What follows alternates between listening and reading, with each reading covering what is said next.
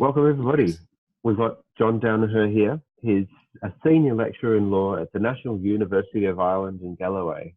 Now, he's written a number of things before. He's written a heap of papers, and he's been on this show before discussing algocracy, robot sex, and all sorts of things, super intelligence.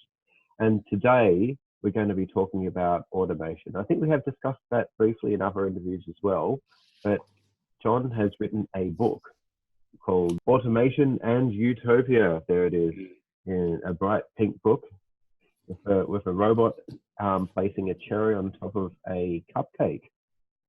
Or taking the cherry away, we're not sure. You know?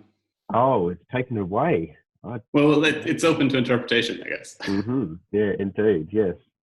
So John describes the journey as being axiological Imagineering, where he decided to go into this foray and write this book here. It's a wonderful book.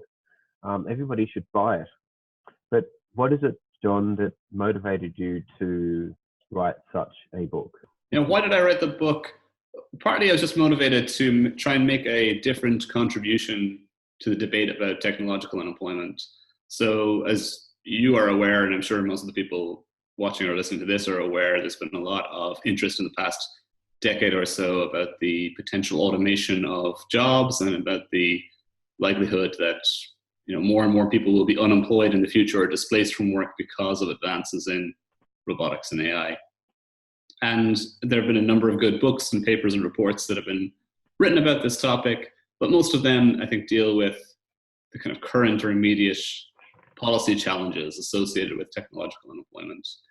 And they tend to be, to the extent that they consider maybe long-term futures, they tend to be a little bit vague and sketchy and not flesh out the consequences of those long-term futures in a lot of detail.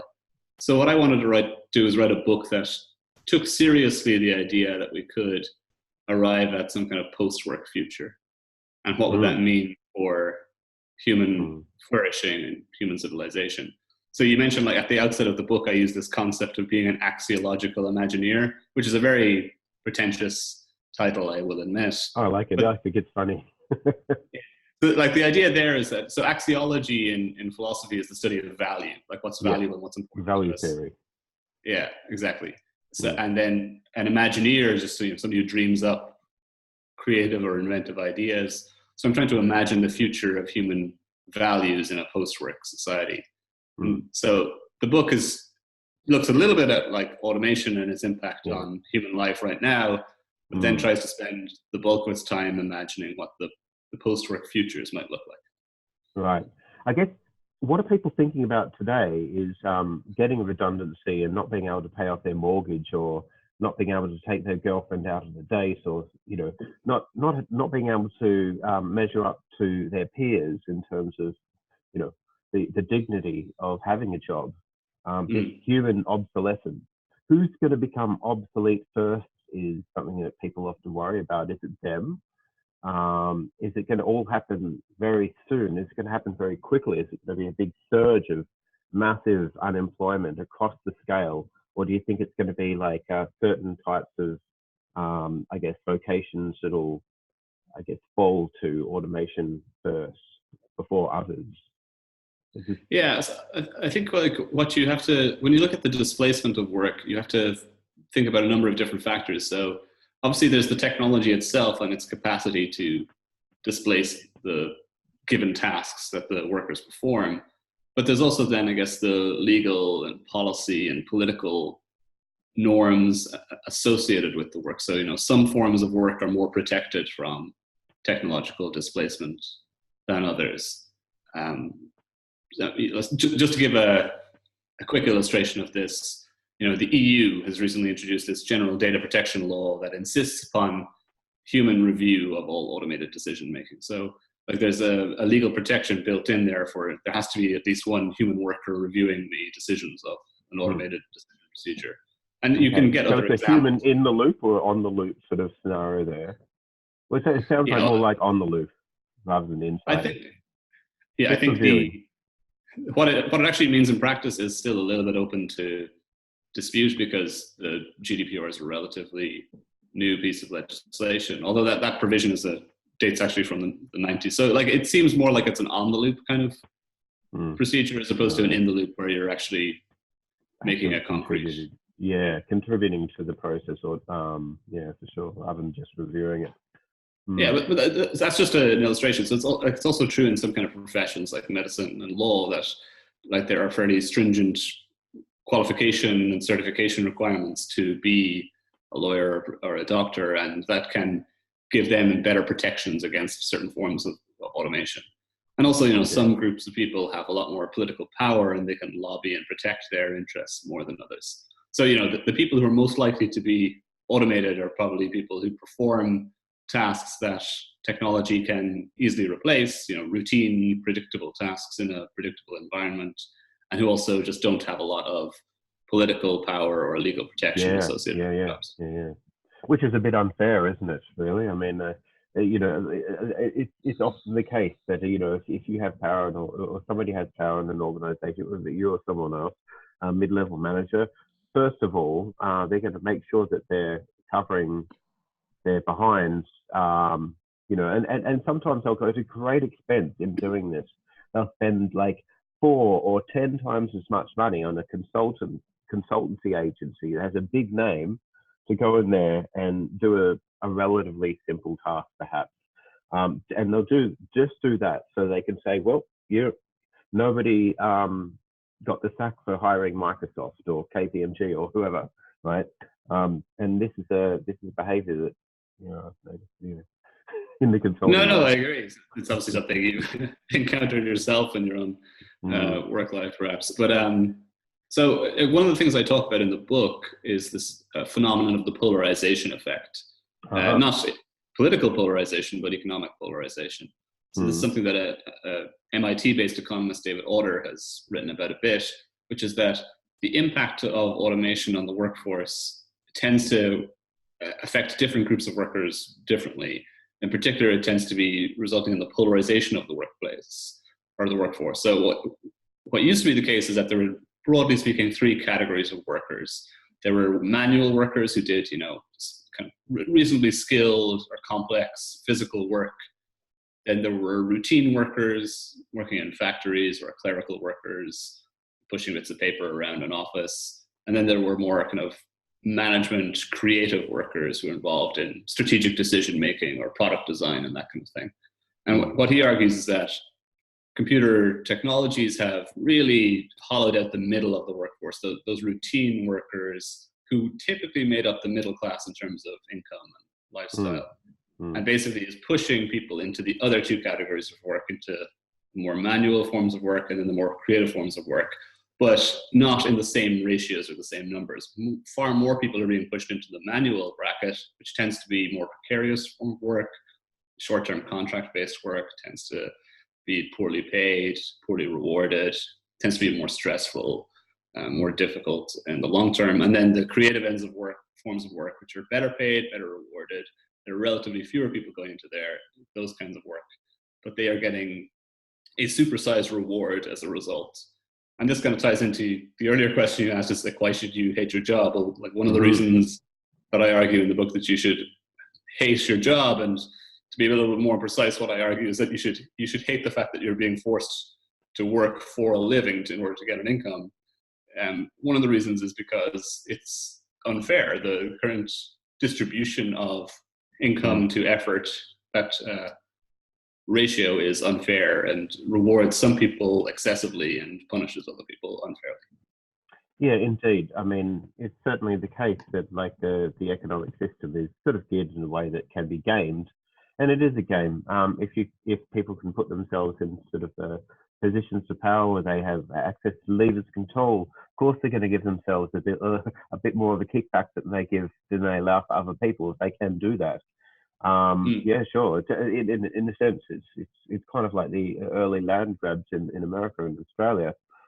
Quickly, let's get as much as possible, and once we can control the resources, then we can dictate the terms, which is a bit frightening. But look, it used to be the case that this AI robotic automation, a lot more people were skeptical, but it seems as though less people are skeptical these days. And there's been a number of things that have come out in the news, which are, I think, are partially responsible for that. This sudden, like a capability gains in AI has certainly taken the world by storm, and a lot of well-known people who people respect and see as being, I guess, like authority figures in the technology industry has sort of tipped that hat to the idea that yes, AI is coming, and it's not necessarily going to be great. Yeah. So, I mean, actually, just like one illustration of that in the book, I discuss. I'm trying to remember his name now. I think it's Jeff Hinton. yep. Who's one of the pioneers of machine learning technology. He talks particularly about its impact. Intelligence.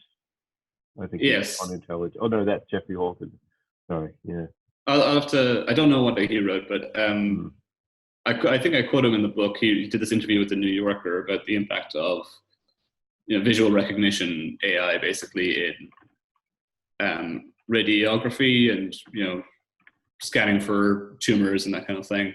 And he claims that people who are currently being trained into radiology or into I can't remember the correct terms, that radiography or radiology. I apologize for mixing up the terminology, but they are like akin to Wile E. Coyote in the Roadrunner cartoon. That the AI is kind of surpassing them in abilities. It's cheaper, it's more efficient, it's more easily distributed. It's much easier to train an AI than it is to train a human worker to perform the same task to a lower level of competence. So they've run off the edge of the cliff. They just really haven't looked down yet at the impact on their work. So I mean, that's an example of a pioneer in this area of technology looking at its long-term impacts on work. Yes, it's certainly, we haven't really come to terms with that yet. In a sense, there's a part of people's minds, including my own, in which we take these sort of future scenarios and put them in the science fiction area in our brain, which is quite well developed after watching a whole heap of movies and all that sort of stuff. But it's rare that you get a good movie that translates directly to near-term, I guess, realizable effects of automation and AI. You get a lot of Hollywood blockbusters that are sort of I guess they're basically playing on plot devices and things like that doesn't always translate well to reality. Yeah, Jeffrey Hinton's well known for back propagation and deep learning. The godfather of deep learning. So he's quite an interesting fellow. Yes. So what sorts of responses have you got from when you approach people about automation? If you get to talk to somebody from the general public, maybe even somebody from your own family who is sort of on the outside looking into this, what sort of responses do you get when you tell them that this is coming? Do they see it as reality, or do they see it as something to be taken seriously, or is it? Yeah, I think it depends a little bit on their background. I don't know if I should mention this exactly, but my brother works in computer industry. I won't say who he works for, and one of his responsibilities is kind of on how to replace some human workers with AI, or to a large extent as well, they're outsourcing to cheaper countries for labor, which can perform tasks at a cheaper rate. But there's so I think somebody like him who's within these industries can see the potential for widespread automation and job displacement. Other people, they don't think of it as being very realistic. Unfortunately, I spend most of my time hanging around with academics, and most academics don't think that there's any immediate threat to them of being replaced by a computer. And to some extent, I think that's probably true. It's not going to be easy to create an AI that performs the same kind of tasks that a lecturer or an academic does in the modern university. But I think that technology does enable kind of the easier distribution of lecturing resources through, in the future, probably like VR projections or holographic projections of lectures into lecture theaters, if you want to do that kind of thing, or videos or whatever. So there is some displacement effect there. And also like certain subtasks that we perform as academics can be sort of outsourced to machines. Automated marking systems, for example, automated plagiarism detection, automated kind of literature reviews now that are being conducted by AI. There's a very interesting example of this earlier in the year on a really boring topic in some ways, although important for some people, which was on battery research. It was the first machine learning generated academic book on battery research. It was just like a literature review. It was entirely constructed by an AI. Wow. Published by Springer, which you can get it, I think, open access online. So it's an interesting test case of like how research is going to be performed in the future as well. So, so I think one point I would make here, and it's not original to me, is that when people think about the impact of automation on their jobs, they often have the wrong framework in mind when they think about this. So here's an analogy. It's actually from a book by Jerry Kaplan called Humans Did Not Apply. And he talks about, imagine if you wanted to create a robotic or artificially intelligent painter, not like an artistic painter, but somebody who paints the walls in your house or the walls of a factory or something. Well, how would you go about creating that? Well, one way you could do it is you could create a really sophisticated humanoid robot that carries around a paint bucket and a paintbrush and walks up and down ladders and paints a wall like the way a human painter would do it. Well, I think what Jerry Kaplan argues is that that's not the way you would automate that process. You wouldn't create the humanoid replacement. What you would do is you would probably get a bunch of drones, like a swarm of drones with spray paint nozzles, and you would control them using like a cloud-based AI, and they could spray paint the walls of the house very efficiently and effectively, and they wouldn't look anything like a human being. They wouldn't perform the task in the same way as a human being, but they do ultimately have the effect of replacing the human worker. And I think that's the way we should think about a lot of these things. It's not that there's going to be an android replacement of you. It's going to be that there's going to be a whole team of robots and AI that replace the things that you used to do. Yeah, well, that's the whole Humans. Have you seen the TV show Humans? First, it came out in Sweden. There was a Swedish version, which is actually quite brilliant. And then there was an English version. And now I think there's an American one, right? And that was very much about the androids coming in, yes, doing the labor around the house, but they were so humanoid. They looked almost exactly like humans, except they looked like they had like doll hair or something like that. And yes, they started to replace family members in a sense. Well, other family members felt them attractive and wanted to take them in for a relation or some sort of fulfill part of their need for a relationship, I guess. But it doesn't look as though that's going to happen in the near term. It's going to fulfill sort of economic, I guess, industry economic needs first and foremost. Do you think? Well, so I mean, Humans actually featured prominently in my previous book on robot sex. Yes, that's right. So this is kind of the fallacy of science fiction in some ways, and how science fiction gives us the wrong way of thinking about this problem, in that it assumes that we're going to be getting these human-like robots that replace us. And that could happen in the long-term future, and there are some kinds of jobs where you might like a very humanoid robot to perform the tasks. I mean, certain kinds of, let's say, care work, you might like a very humanoid or human-like interface. And you see that actually in the world of care robotics. They're building kind of humanoid-like robots. They're not perfect replicas of human beings. They're not hyper-realistic, but they have many human traits. And social robotics in general is built around this idea of having behavioral cues that remind us to some extent of humans. But in many other industries, it's not going to be human-like robots that end up replacing human workers.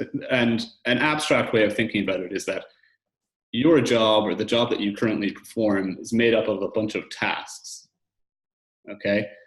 And the combination of those tasks is what makes you employable. And the likelihood of automating some or all of those tasks is what you need to be focusing on. Which of the tasks that I currently perform are likely to be automatable? And if you look at these reports that have come out by like the McKinsey report or PricewaterhouseCoopers, they've all done, these management consultancy firms that you were criticizing earlier in this conversation, they've produced these reports that suggest that about 40 to 50% of tasks that are performed around the world at the moment in the workforce I mean, can be automated. Yeah. Let that sink in. That's 40 to 50% within the next 5 to 10 years. Is that correct? Is that an optimistic timescale, or I mean, can I say the word optimistic? I mean, is that a likely timescale? Alarmist timescale, something. I don't know. Yeah. So, I mean, the way in which I derive that figure is because a lot of these reports are based on data from 2010, and they are saying like within the next 2 decades. So we've moved on nearly a decade since 2010. So I'm saying, within the next kind of 5 to 10 years. So I think that's reasonably realistic, but there's one note of caution that you have to insert into this. And like, this is another thing that people will come up with in conversations to me if they hear about this topic. They say, well, okay, sure, like machines will replace some kinds of human labor, some kind of human worker, but we'll find other kinds of jobs.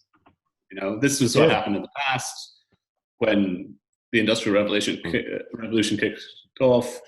We had people worried about their jobs being displaced. And it's true that their jobs were displaced, but we found other kinds of jobs for humans to perform. So, whereas it used to be the case, let's say, where I'm from in Ireland, in the early part of the 20th century, the vast majority of the workforce were employed in agriculture.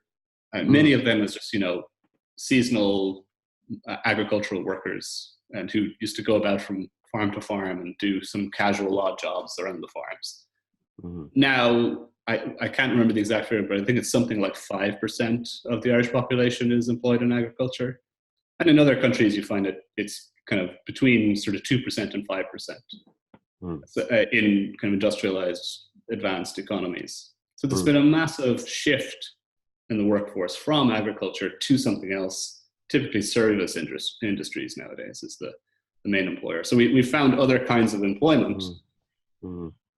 So the assumption is that kind of dynamic will continue into the future, that other kinds of jobs will come on stream. That's a common assumption, yeah. And that's the sort of the mainstream economic view, is that you'll find these other kinds of jobs. This whole conversation sometimes goes under the label of the Luddite fallacy, I say as well. This is an attempt at both trend extrapolation and just I guess taking the past and the recent past and using that as a template for what will happen in the future. But if we go beyond extrapolations and trend lines and have more of a look at the inside view at what's actually causing this round of automation that's different from the previous, what would you say is the defining factors that from an inside point of view, had an inside point of view of this big sort of automation machinery, what's going on to make it different this time? Yeah, so that's the key question. Like, what is there something different this time that will prevent that dynamic from playing out in the future? And I think there are a few things that are different. One is that we live in a world of, a globalized and hyper interconnected economy, and this has the effect that it allows for certain so-called superstars to dominate certain kinds of markets. So particularly in the world of like digital goods and services, we don't really want the market to be too fragmented and to have too many dominant parties in those markets. And so we tend to like it if there's just like one effectively monopolistic company that controls the market for a certain type of good or service. So like, the typical examples here, like Facebook controls social media effectively. Google controls search. Amazon controls retail. I guess Alibaba also controls retail. And that's also then for political and reasons and legal reasons as to why Alibaba is so dominant in China and Asia as opposed to Amazon. So you get this superstar effect where certain dominant players can control a market because of globalization and the interconnected nature of the modern economy.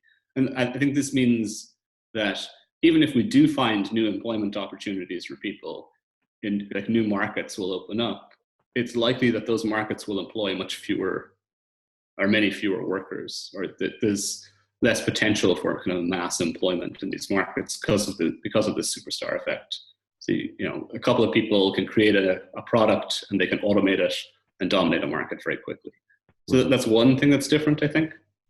Another thing that's different is, the pace of change, kind of this phenomenon of accelerating change that people like Kurzweil would talk about.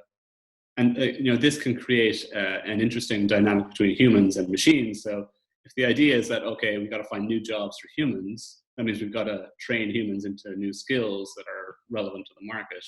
There's a couple of questions there. Can we actually predict what kind of skills they will need that will be relevant to the market? Particularly when we think about, education nowadays for current group of children and young people, like what do we need to train them in so that they're relevant in 20 or 30 years time on the market? It's not easy to do that. There's also a question of like, will machines get better at doing those tasks within a shorter time frame? Okay, so there's a problem here that it takes a relatively long time to train a human worker to competence. And if it's quicker, faster, cheaper to train an AI or a robot to do the same task, then you mightn't have that ability to kind of migrate into a new job. So that's another thing that's different. And then the final thing that's different, I would say, is that there are certain kinds of market nowadays that so the assumption is that humans will be able to complement machines in some way. Again, this is an idea that comes from the economist that I mentioned earlier on, David Autor. He talks about the complementarity effect. So he claims that people fixate too much on the displacement effect of technology and they don't focus on the complementarity effect, which is that humans can complement machines by performing tasks that complement the machine labor.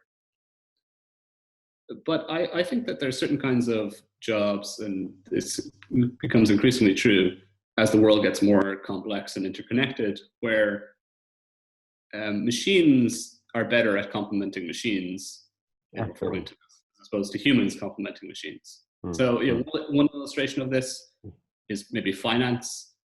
The way in which financial markets currently operate is that speed is the main sort of advantage, and the ability to interpret and act on information very quickly is what gives you a competitive advantage. And it's already the case that machines are just better at doing that than human beings.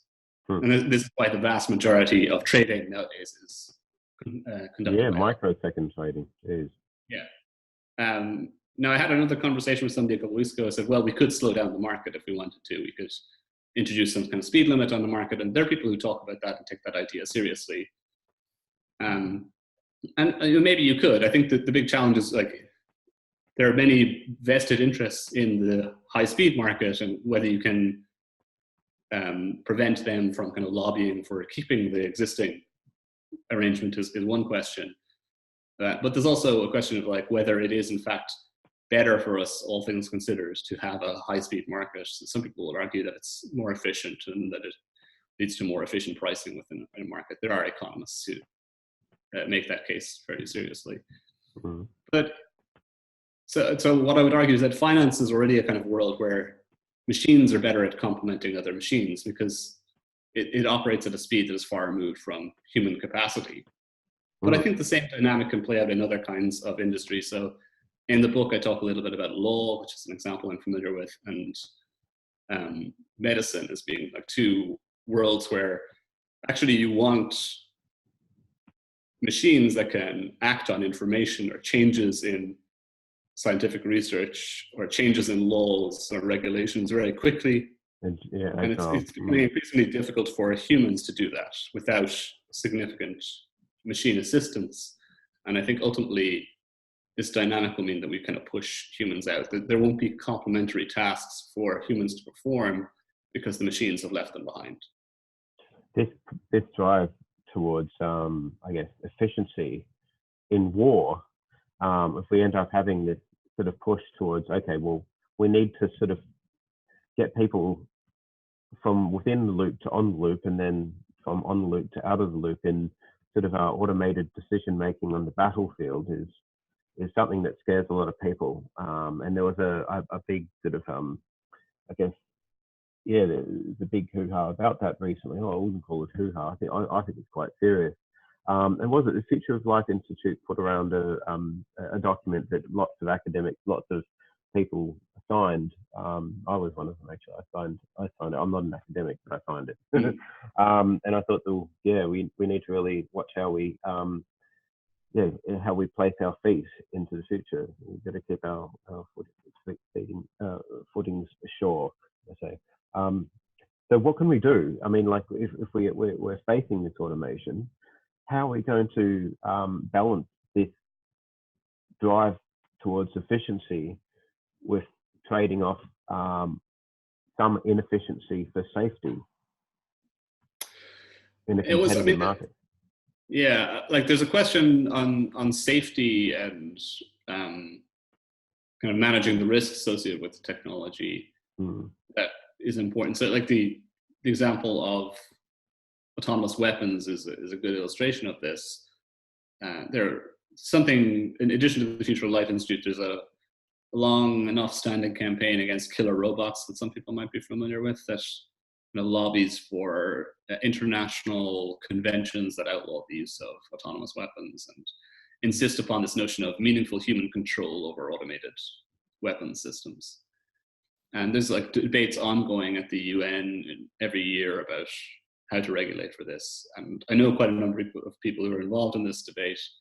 And I have some skepticism about their efforts, in that I think even if they were successful in getting an international treaty and having stringent restrictions on this, that's no guarantee that you'll actually stop people from developing autonomous weapon systems. And once people start developing it, you'll get this inevitable dynamic, I think, of an AI arms race kicking off. So like, I think this is just that's a really hard problem to try and solve. I'm not even sure that it can be solved at a regulatory level. And that'd be something I'd be very worried about or concerned about in the future.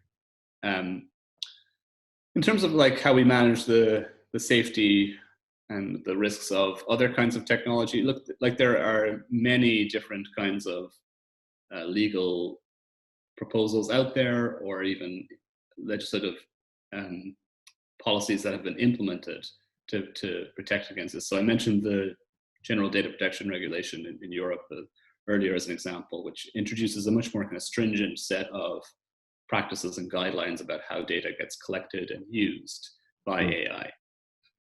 How that actually plays out and the impact it will have on AI remains to be seen, because we're still only a couple of years into it. But it has. Some people think that the GDPR is heavily based on the notion of informed consent, that as long as you consent to your data being collected, that's fine. And that means that it won't be very effective in protecting people against misuses of data, because people will just consent to anything, which seems to be true historically with the digital world. But that's not entirely accurate. The GDPR does have a number of more kind of paternalistic restrictions on how data gets collected and used. It seems as though it just becomes a cognitive overload every time you need to read up on the new terms of service agreement, especially if you're not a trained lawyer. I mean, a lot of people don't even understand most of the terms that are in these sorts of things. It's unbelievable that people should have to, spend this sort of cognitive effort on trying to keep abreast of all the new agreements they need to read and understand, and understand not only what they mean, but the implications of them in their life and the world around them. Somebody did actually a study on this, on like the number of words that you have to read. If you actually read a user license agreement, the number of words that you have to read, it's increased by an order of magnitude over the past like decade or so. So, it's gone from, I can't remember the exact figures, but it might have gone from like 800 words to 8,000 words or more than that. So like, it's impossible for an individual really to keep pace with this. And so like one thing that the GDPR does is that it places more of the burden on the people setting the terms and conditions to meet certain requirements, as opposed to on the individual to read up and inform themselves on the requirements. But like the problem with the GDPR is that it's in one location in the world. It's in the EU. It's not in North America. It's not in China. And there could be a concern here that Europe is kind of hampering itself in the capacity to develop uses of AI, and that environments that are much less concerned about privacy and data protection are a better place to take advantage of the technology. I've heard people make that argument in that case. Mm-hmm. But I mean, to kind of link this back to the book Mm. and the concerns around the automation of work, one of the propositions that I put forward in the book and that I try to defend is that we should, maybe to some extent anyway, welcome Mm. the automation of work and the displacement of work, because work is a bad thing for many people. It's obviously a source of income, which is valuable in the modern economy, but if you can provide people with an income through other means, through some kind of redistributive means, such as the basic income guarantee, freeing people from the economic necessity of work can be a good thing. It can free them up to explore other options, or to kind of advance their creativity, their private lives, their relationships in other ways. And I try to explore the implications of a post-work economy for human flourishing in the book. And that's sort of one of the main focuses of the book as well. Well, it makes me wonder how we should welcome the end of work, but we need to also be mindful of the effects of automation, how they might, I guess, curtail our freedoms. Now, let's how are we going to guarantee that we get an equal share of the dividends of this massive surge in information technology progress? How are we going to share in the dividends of all this without it being filtered out for like a few oligarchy, a few organizations, and and the people who control them, and them getting the lion's share of everything, and maybe us sort of scattering underneath trying to grab breadcrumbs? How are we going to get an equal slice of this huge pie which is coming? Yeah, so if we continue along the track that we're currently on, then I think we will end up in the world of the super wealthy oligarchs and the kind of scrabbling masses underneath them, because that seems to be the trajectory that we're currently on. So, like, one thing I try to emphasize in this book, but also in other things that I've written, is that I don't like to be too much of a fatalist or a technological determinist. I don't think that things necessarily will turn out a particular way, and I think we have to accept that human activity, human activism, collective action can make some difference to the future development of technology. Whether that be in the shape of laws that restrict the development of technology, or whether it's in the shape of kind of social reforms that allow us to redistribute the benefits of technology. So, like, when you talk about the benefits of technology, there are two kinds of benefits that we need to think about. One is just the abundance associated with digital goods and services, and also other kinds of advances in the way in which we kind of manufacture and distribute goods in an economy. So what I mean by that is that the digitization of music and film and things like that means that the benefits of those products can be more cheaply distributed to many people. Mm-hmm. So, the people who historically would have been quite poor by relative standards can now access the same kinds of entertainment and culture and art as like super wealthy elites used to be able to access in the past, right? Or let's say we have the digitization of medical expertise. People will be able to access like the best doctors in the world on their smartphones. That'll be a service that they can access cheaply and efficiently, that used to only be available to wealthy elites again. So the technology itself will enable some kind of abundance in the distribution of goods and services. The other kind of key good is, of course, is income and money. We need money in the modern economy, and that's not going to just be distributed unless there's some kind of political fight or political reform associated with how we distribute income. So, like, what automation does in essence is that it redistributes income from labor to owners of capital, owners of machines. And so there has to be some way of redistributing that income from the owners of the capital back to the displaced workers. Now, like, I'm a little bit agnostic about the precise form that redistribution takes. Some people talk about the notion of like a robot tax as being a way of getting money and from this kind of capital and displacing it. I think a robot tax would actually probably discourage or disincentivize certain kinds of automation, and that might be a problem in certain instances. A basic income guarantee is probably the most popular policy proposal out there for dealing with this challenge, and it's something that I have been a fan of in the past, and I think could work. But I have certain concerns about the scalability of a basic income, and there's also challenges around like what country tries this first in the world, and what will happen to them once they try it first, because will they then become an attractive location for migrants? And not that that's a bad thing, but that will lead to some kind of social and political disruption, no doubt, given that mass migration already leads to those kinds of problems. So I think there are challenges around the basic income guarantee, but it's probably the best proposal that I've seen on the table at the moment for managing that redistribution problem. Right. So it's not. Are you just talking about income as in getting a bit of money? Because like, let's just say everybody got given money, but there was still a sort of a shortage in real estate. So, or can I say, the means to massive amounts of real estate was held onto by a few. So it would still mean that people could put up prices on rent, and then basic income guarantee would mean that people would be spending most of that basic income on rent to rent seekers, which means that the income could be effectively distributed through owners of property, or large amounts of it.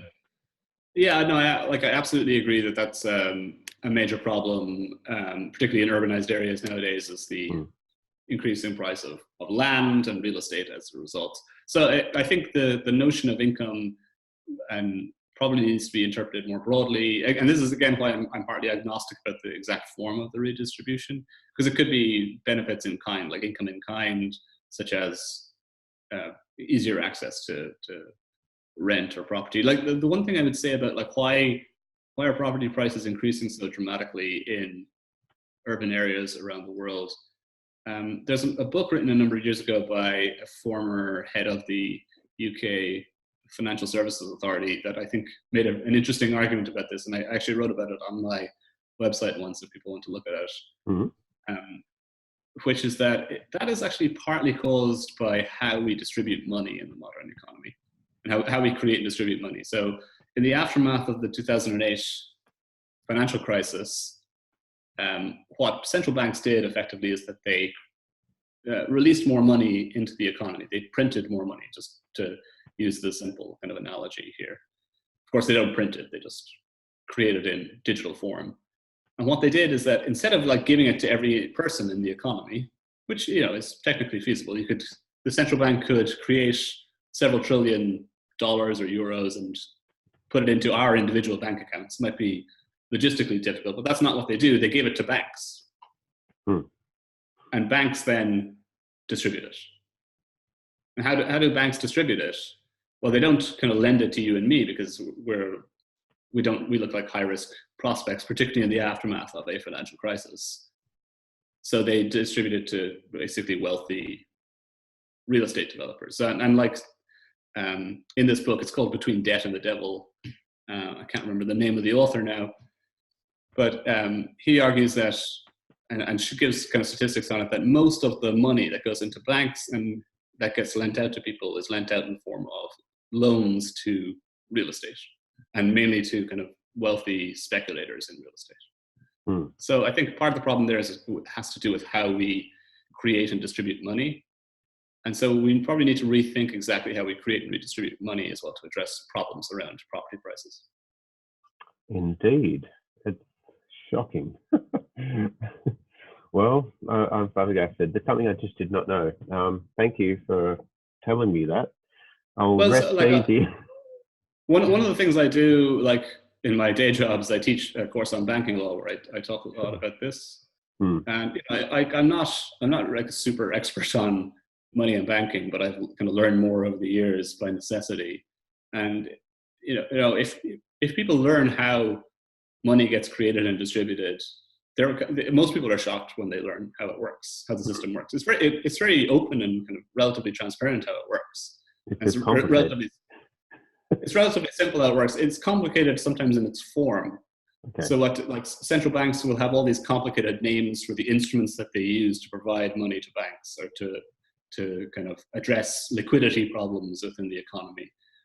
But like in essence, what they're doing is that they're creating money from nothing through kind of a fiat currency system and then providing it to the financial industry in some way. Like that's what happened on a massive scale during the financial crisis and the years after. Okay. Sorry, that's a bit of a digression, but that's well, I mean, like, I wonder if this is a herald of the way things will go with automation. If there's a lot of resources that become available for automation, who do they go to? Will it just go to, you know, these big tech giants that can sort of do a lot with it? Or will it be more sensibly or economically useful to give Google, Facebook, and whoever's working on the next phase of AI to do whatever they do, instead of filtering it down through the masses to spend on games and you know, fantasy lands in VR? I mean, how many clock cycles are me and you going to get if Google can more effectively use them? Yeah, and also they have like more effective lobbying power and political power than we do. So like this is why I think that, you know, we can't be complacent and assume that the benefits of technology will just trickle down and distribute themselves across everybody equally. We need to take a kind of active role in shaping this this future. Like this is one reason why I would be somewhat encouraged by like the Andrew Yang campaign in the US. Like I haven't researched him in enough detail to say whether I agree with all his policies, but I certainly like the fact that he's putting this topic on the agenda. He hasn't got a huge amount of traction within the Democratic primary, but he's been like more successful, I think, than many people would have thought. And there seems to be a decent grassroots movement developing around him that cares about these issues about automation and the distribution of income. Yeah. That's right. I mean, he's had chats with Nick Bostrom and a number of others. Apparently, Ben Goertzel knows him. Ben Goertzel said he's my friend. Yeah. Maybe he is. I don't know. But yeah, he gets around and he speaks to people and he certainly knows a lot about transhumanism and futurology and the possible future of AI too. So it's good to know at least somebody out there is focusing on this. I was surprised that of Obama's sober, rather like well thought out sort of a address on the idea of the future of artificial intelligence near towards the end of his term there. Yeah, just released it before he left. Yeah, I remember that. Yeah, sure. So look, you used the word utopia in the book. Now it's not just automation and the good life. We're talking about something here that people have strived for a long time and have had very different ideas about what utopia really is. I think in one of your promotional videos, you referenced the land of cocaine, which is like the ancient medieval sort of view and what it would be like to have a good life. And we have pigs running around with knives in their backs, ready to take a slice, and geese flying into people's mouths, ready cooked, and fish jumping out of the water, pre-fried, and monks getting to beat up their abbots because they're in the real world they're like tyrants. So, what does automation look like for you? What is your utopia, John? Well, I mean, like, so this is like what the entire second half of the book is about. And I take somewhere in the region of like, I don't know, 60,000 words to address this topic. So one of the things I try to do in the book is to rehabilitate the concept of utopianism. So I think, and I don't know how you feel about this, but certainly in conversations about the book, what I've noticed is that people resist the idea of attaching the label of utopian to their way of thinking, and they wouldn't like to characterize themselves as utopians. Particularly in North America, it seems to be the case that people associate utopians with a naivety or a kind of silliness or fancifulness. And also I think utopia as a concept became very closely affiliated with communism in the 20th century, is that communism was somehow a utopian movement that clearly failed in practice. So what I tried to do is to offer a different approach or different take on utopianism. And I think that people should embrace the label and embrace the concept, and that we should be, or we should try to be utopians about the future.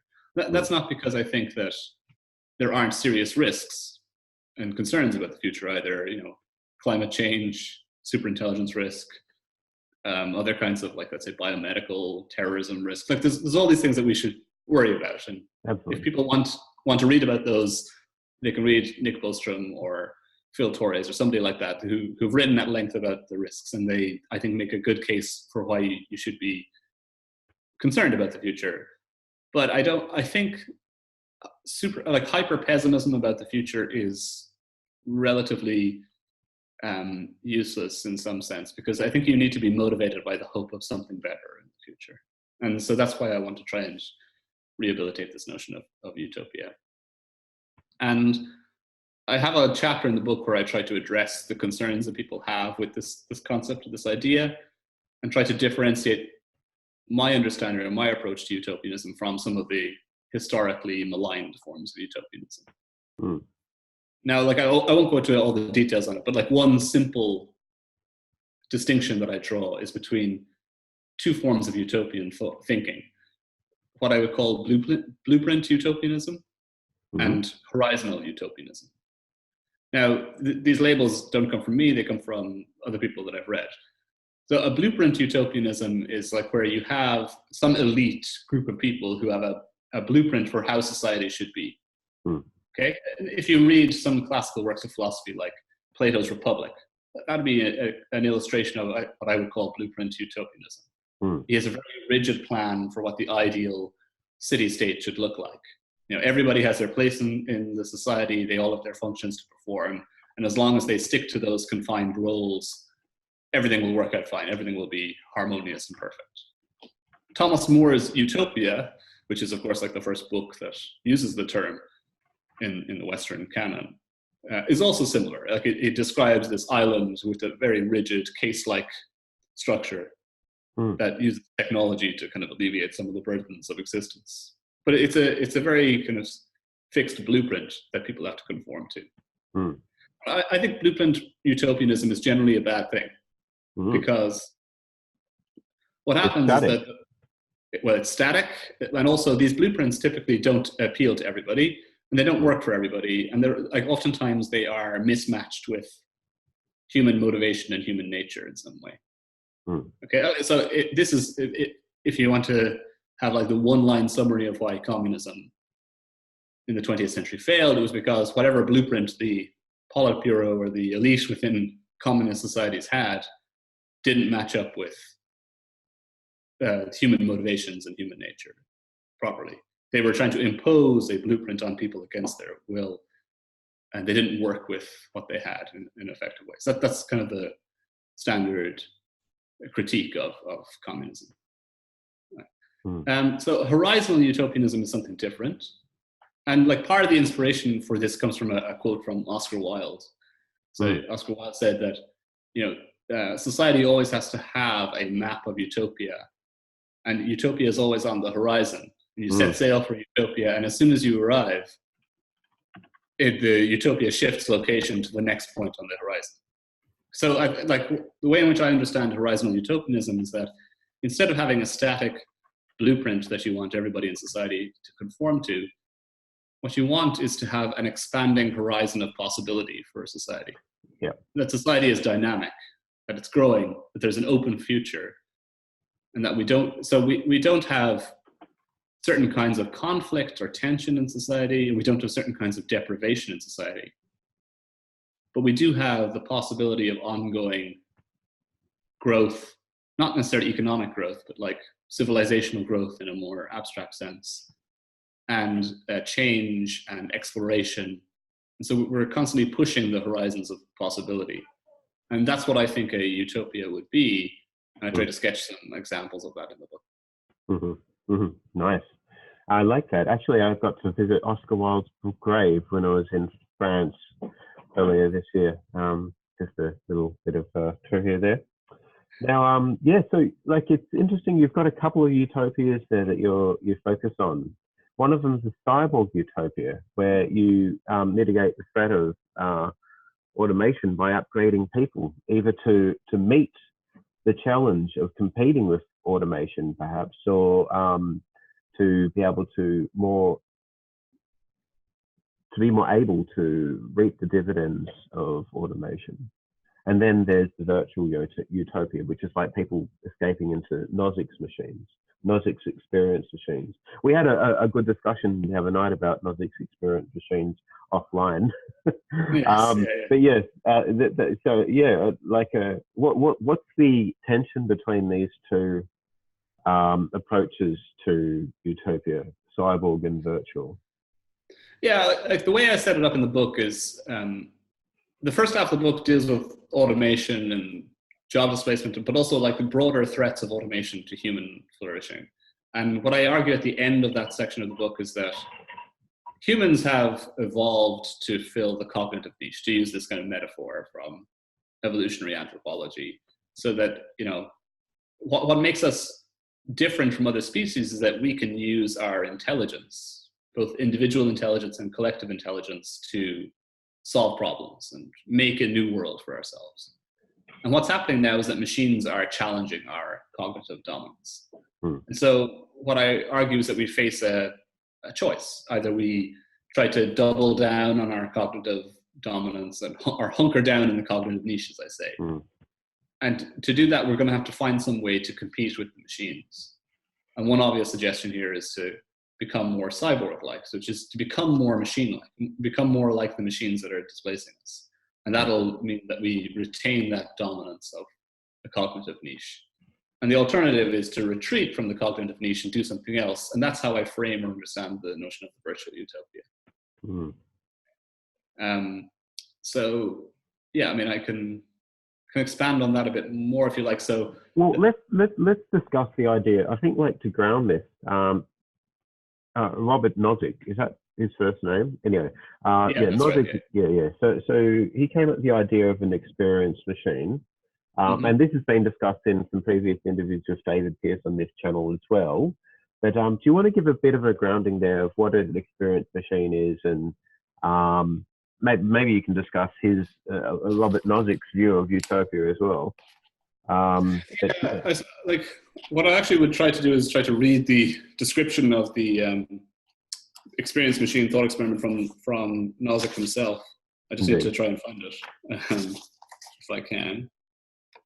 Well, while you find it, I mean, like what I've discussed with David Pierce is the idea that we could step into these experience machines in a sense without actually upgrading our own sort of ability to experience happiness or bliss or to achieve states of well-being. Now, we can only achieve a state of well-being that's within the capacity for our human ability to do so. And so no matter how glorious the experience machine we may jump into, there's still like an upper limit as to what we can actually achieve. And it may be the case that we can't actually ever reduce suffering in a human being to an adequate degree while remaining human, or achieve the heights of bliss and well-being that we may be able to imagine, because we're still sort of operating in an evolved biological architecture that's not evolved to make us happy or to be well-being, but it's evolved to spread copies of our genes in the ancestral environment, which often, was motivated by feelings of malaise, ill will, jealousy, sufferings of all manner. Can we achieve utopia just by stepping into experience machines? Right. So that partly depends on, again, what your definition or understanding of utopia is. So, like, if you're talking about utopia as being just a world in which we're blissed out and happy all the time, then, or super happy in some sense, then I think that you would run into the problem that you mentioned with the Nozick experience machine, that if we still have fundamentally the same hardware, then we're subject to the same kinds of psychological biases and limitations that prevent us from maybe truly exceeding the traditional limits of happiness. So it's like, this is what David Pierce's work is all about. Well, in a sense, people assume that it's referring to sort of lotus eating milksops, who's Yeah. going to slouch around all day and just be happy. But I think, you know, moving forward, if we were to take this sort of horizontal utopia, utopianism seriously with David Pearce's seed in mind, you'd imagine that it wouldn't just be sort of milksops, but, you know, information sensitive, or the ability to, I like to insert the word novelty sensitive, you know, hyper intelligent bliss seekers, I guess. Yeah, look, I mean, like the approach that I outlined in the book is, I guess, what I would call a hybrid theory of human flourishing. So like what I mean by that is that in order to flourish as human beings, we both need to be kind of subjectively satisfied and fulfilled by what we do, but we also need to be doing things of objective value. Like in some ways, like what my argument here is very similar to like a classic Millian conception of utilitarianism, where like there is a differentiation between higher and lower pleasures. And I think there's an interpretation of David Pearce's work that kind of conforms with that.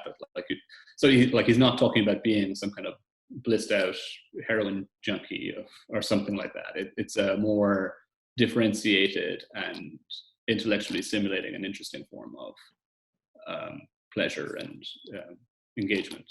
And so, like to that extent, we might be kind of simpatico in our interpretations of what it means to be a flourishing human being.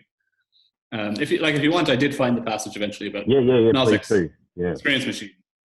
So it's a very famous thought experiment, and what it says is this: it says, imagine a machine that could give you any experience or sequence of experiences you might desire. When connected to this experience machine, you can have the experience of writing a great poem, or bringing about world peace, or loving someone and being loved in return. You can experience the felt pleasures of these things and how they feel from the inside. You can program experiences for the rest of your life. If your imagination is impoverished, you can use a library of suggestions extracted from biographies and enhanced by novelists and psychologists. You can live your fondest dreams from the inside. Would you choose to do this for the rest of your life? Like Nozick's thought experiment is this idea of plugging into an experience machine where you can program it to give you whatever experiences you desire.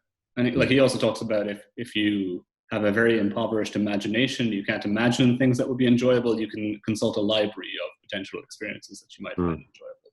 And he also stipulates that as you plug yourself into the machine, you'll forget that you did so. It'll be a perfect illusion. You'll think that everything's real. And it's kind of, I guess, like the Matrix a bit, where you don't find out that the machines are controlling every experience that you're having. So would you choose to do this? Would you choose to plug into the machine? And Nozick argues that you wouldn't.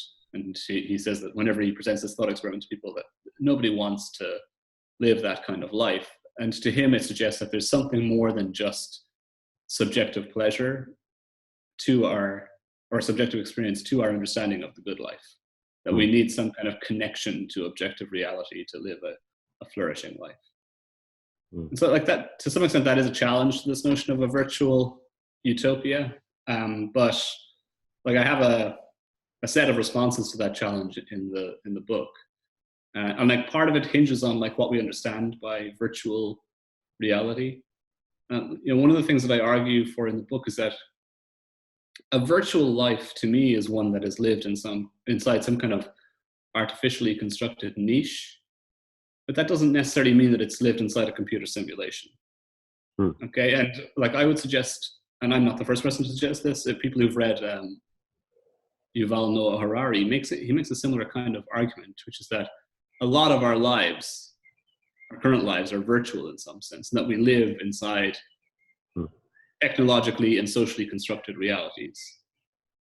And so actually this future of a virtual life, according to Harari, is not that different from the kind of life that we're currently living. It's just kind of maybe pushed to a more extreme point. And I'm sympathetic to Harari's argument, although I also criticize his interpretation of it in the book a bit.